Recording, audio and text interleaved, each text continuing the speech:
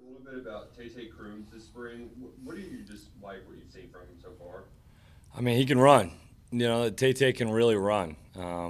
He's a kid that's still learning the offense, similar to a lot of guys right now. But he's showing the ability to get down the field a little bit so far this spring, and he's made a couple contested catches down the field on some go balls, and ran a good slant today and the other day in practice. So he's doing some good things. There's definitely some skill set there that we want to try to continue to develop. And just like all these guys, just getting in his book. Getting in his book as the install starts to accumulate here, you can see some heads starting to spin a little bit, and that's the part of this thing is we got to get this offense installed. We're going to have our core concepts and philosophy of what we're going to do, and as the install starts to build, the guys really need to study and work on some of this stuff. But Tate's been, he's flashed so far a little bit this spring. Josh Moore. Hey, look, Mark, on Saturday made it sound like the defense got a little bit the better of the offense. Was that the case, or? Yeah, I think any time in football, right, you're going to have give and take, and you would expect nothing else from this unit and this group on defense to respond, and same with us. If they get after us, we got to come back on the next day and have a little bit of a sense of urgency to get after it. And but I really I think that this defense, and really as a unit, as a offense and defense accumulation whole thing together, these guys compete really hard. These guys compete. They practice hard. They really can get after it. And there's going to be days where we're not going to have as good of days, and I'm sure that's going to happen on Saturdays too. But it's how we respond, and I thought we responded in a solid way today. Adam. Hey, Liam, that tight end position, how much are you all going to move those guys around, maybe in the slot? I don't know, maybe use Upshaw and some of his talents, I don't know, in the red zone, maybe finding them up at X some. And then just when you're building formations, how important is that tight end spot for, their ability to move around to kind of create some matchups against defenses? Very important. Very important. I mean, it's a little bit different in the NFL, whereas when you displace the tight end out in the formation, a lot of times that can give you some answers to the coverage, whether they put a safety out there in man coverage or not, or if they leave a corner out there, and now you have your slot receivers now one-on-one with a safety. So displacing the tight ends is something that we definitely want to be able to do. They're smart kids. They're multiple. We'll be able to use those guys in multiple different ways, whether it be in formations and pass concepts, and obviously their flexibility in the run game has been pretty dynamic over the last couple of years. So using those guys is a huge advantage for us, getting matchups on them, but also trying to create matchups for some of your other skill players is also key. So that's a good question. We definitely need to use those guys, and our formations create that multiplicity to be able to create some of those matchups. John Hale. Liam, when we talk about quarterbacks, obviously a lot of the attention gets to Bo and Joey because we've seen those guys before. But how are Scalzo and Sharon doing this spring? What have you seen from those guys that maybe we haven't heard a lot about so far? Yeah, I mean, Nick is just a type of kid. He can really switch his arm angles and do some different things. He's a smart kid who loves the game of football. He's swimming a little bit mentally, just like everybody is. But it's one of those things that he's shown some good things. And Kai is the type of kid. It's like he'll make a throw, big time throw, and then just kind of walk off the field like nothing happened. He's really kind of a cool customer who's got some stuff to him. He's got a big arm. He's done some nice things. All these guys have really, progressed, I think. But like you mentioned, some of those other guys aren't getting as much, notice because you guys haven't seen them. But from a progression standpoint, I'm pleased with both of those guys as well. Lonnie. Liam, I'm kind of an old school kind of guy, and I remember, of course, I was back when I played, coaches would get on you hard. I mean, but today's kid nowadays, you can't do that with every single kid. Every kid don't respond to that. And I understand that you have a great personality, and I'm wondering how you're getting your messages across your players. Any difficulty, or do you have a secret way of getting to them? I think that's a good question. Learning from Sean was there's multiple ways to communicate with players to get your message across. And, being in the NFL, there's a lot of differences. There's a lot of similarities with these guys, but there's also some differences, right? Like, guy shows up late to a meeting, he's going to get fined. Guy, does something wrong in practice, he's going to get fined, a fight, whatever it is. We still have to teach these guys how to get to that point. And I think it's a mix, Lonnie. I think it's a mix of some of the things I learned from Sean, the ways to communicate and motivate, but also, I do have some Northeast New England in me, and it comes out sometimes. And, there's going to be times where I'm going to jump guys and get after them. But at the end of the day, try to bring them back and love them up and try to create an atmosphere that they want to come back to, they want to strive in, and they want to learn in. It's not always going to be easy, loves, kisses, hugs, and pats on the butts. But there's going to be times that we have to be hard and get after these guys. So I don't know if it's a true formula, but taking some pieces from guys that I've learned from over the years, also with my just kind of who I am, it's going to come out a little bit. So, probably a little bit more than it did Sean, but definitely learned so much from him from a communication standpoint. John Wong. Hey, Liam, we hear this term culture bandied about a lot, and Mark Stoops says he's worked hard to change the culture of Kentucky football. As a new guy coming in, with all your vast experiences, what's your initial impression of where the culture of Kentucky football is right now? I'll tell you what, I was talking to a couple people yesterday, and just the way that these guys go about their business, I mean, it's not easy being a student athlete at any level, but especially at this level. They're up early, meetings, practice, walkthroughs, study hall. I mean, all this stuff, and we get a list at the end of the week, and there's hardly anybody on it.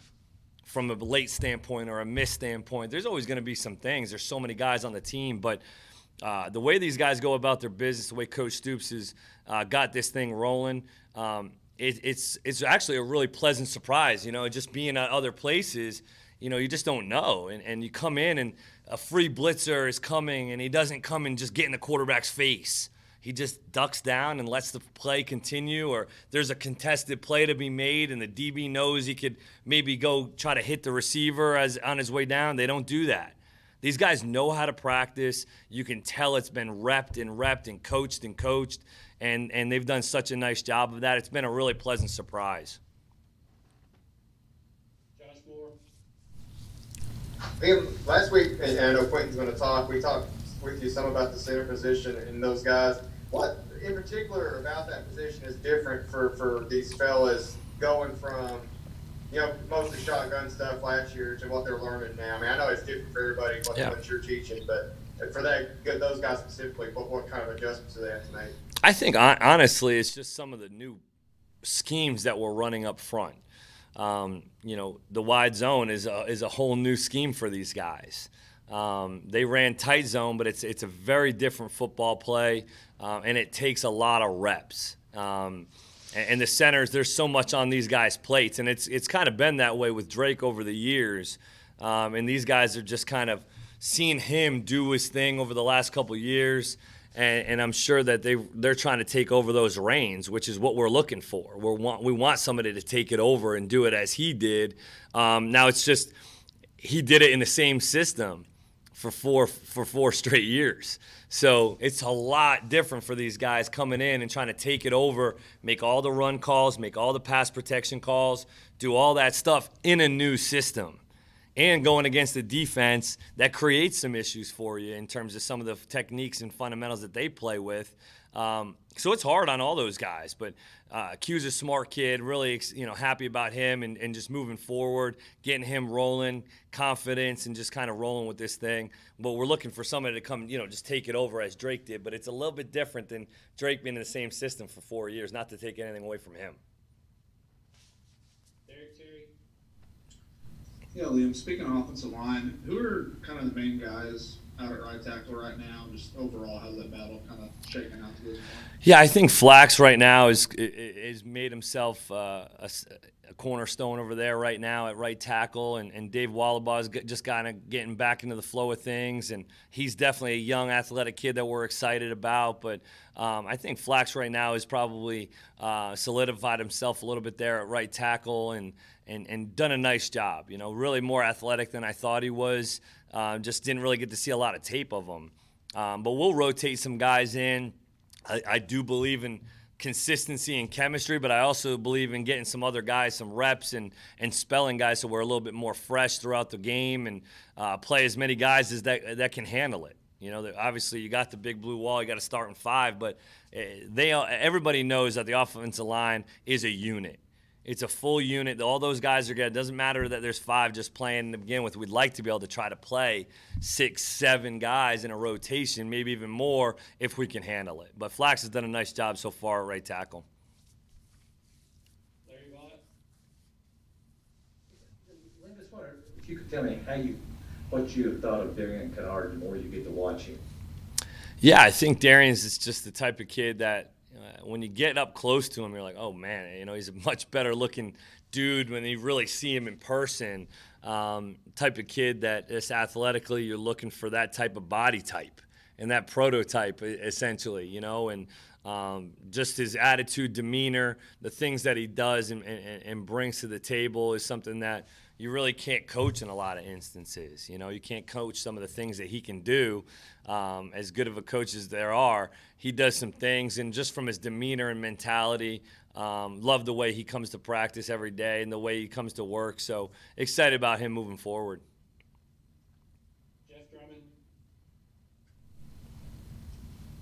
Liam, this is about the midway point for you guys. I'm kind of wondering, is there a big key that you're looking for over the second half of the spring moving forward? I think it's a little bit more as we go with the install. I mean, we have our core offense in right now. Like, basically, who do we want to be for the most part moving forward? We have that in. Now it's about some wrinkles, some situational football, third down, red zone, our last plays of the game, end of game situations, getting that stuff in.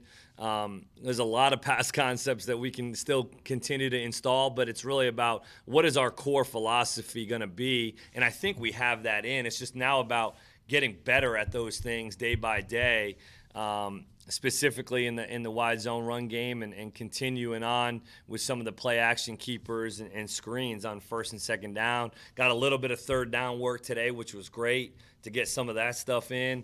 And as we move, we'll continue to work on those situations. Third down and red zone couldn't be more important areas of the football game. And we get more reps of those, I'll feel a little bit better about this thing all coming together. Adam. Hey, Liam, just at running back, I know Rodriguez, that's kind of going to be the unit's guy this year, but obviously that's a position. It's important to have depth there. What do you see from those guys? If I say Smoke, McClain, Tisdale, and is this new move to the wide zone, is anybody at that position really taking off with this new type of running style? That's a good question. I do think Smoke and Jatan have really kind of taken their game to another level. Tiz had a good day today. Tiz had a good day, did some nice things today in the pass game and in the run game. And I think it's more so the wide zone to me, it's very similar to the tight zone for our track. It's just a little bit wider, and we still want to hit it ideally in the same spot.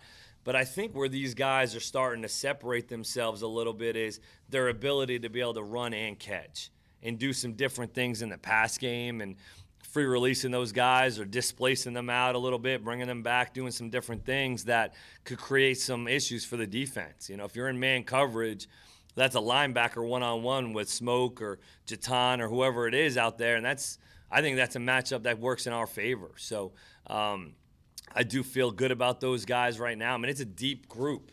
It's a deep group that I'm excited about those guys. We have to continue to work on finding ways to get those guys on the field in different ways and create touches for those guys. All right, we got 2 more. John Hale go, and then John Clay will finish. John Hale, go ahead. Liam, you've mentioned break a couple times the last 2 weeks now. Just if you could put on your NFL hat again for a second, if you watched film of him, just evaluating this offense, how do you think his skill set kind of translates to the next level? You said Darian? Drake. Oh, Drake. Oh, sorry, I didn't hear you. man, he reminds me so much of John Sullivan, who we had in Los Angeles, who played at Notre Dame. He's a Connecticut kid, Connecticut man. He's older than I am, actually. Retired now, but just in terms of the total understanding of the offense that he had was just blew me away. The type of conversations that Sully and Sean would have would just go over a lot of people's heads. I mean, Drake has that level of understanding of the game, and I think his football, just being a football player, is going to be able to take over. He's obviously done this at a high level for a number of years, and I can't only foresee him continuing to do so.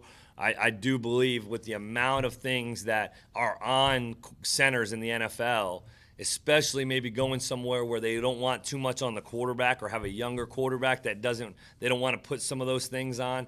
I do think Drake would be a great fit in some of those systems, and I do, see a player comp similar to John Sullivan. John Clay, wrap us up. Liam, I know you've got a lot on your plate, but how much fun has this been to teach an offense to a new unit like this? It's been unbelievable. I've been texting with Sean back and forth over the last couple of weeks, sending him clips of things that we're doing that we did in Los Angeles, and he's like, man, that's really cool to see this whole thing come to fruition and just be able to teach this thing that plays and schemes and concepts, the philosophy of the offense, being taught the way I was taught it from one of the best in the business. It's been really fun, and to have the coaches here all on board with what we're doing and be passionate about what we're teaching, it's been really fun. It's been really fun to really get on the grass and coach these guys hard and have that ownership. It's when you're an assistant coaching a position, you're one of many, right? You're a soldier, you do your job, you have ownership of your position. Well, now I have a little bit more ownership over a whole unit, and the way this whole thing looks is a reflection of me personally, as well as our coaches and our staff. So we want to put a good product on the field for the fans, for our players, but also for self-pride. And I'd like for this whole thing to reflect what I would like to look in the mirror and see in terms of just the way we go about our business and the way we prepare and play. So it's been so much fun to be able to come to work every day and get to work with these guys.